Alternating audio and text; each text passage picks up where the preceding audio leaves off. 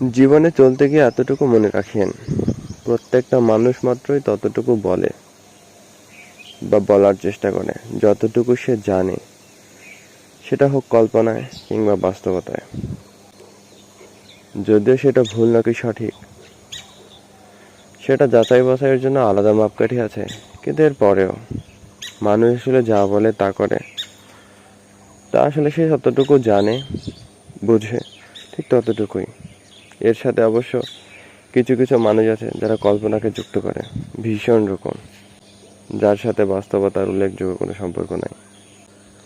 কিন্তু তাদের সাথে যে আসলে বাস্তবতার কিন্তু তাদের সেই মন মানসিকতার সাথে বাস্তবতার যে একটা সম্পর্ক নাই, সেটা কিন্তু চাইলেও তাদেরকে বোঝাতে পারবেন না। কারণ তাদের মন মানসিকতা, তাদের মানসিক গঠন, তাদের চিন্তা ভাবনা, তাদের পরিস্থিতি তাদেরকে ওভাবেই বড় করেছে।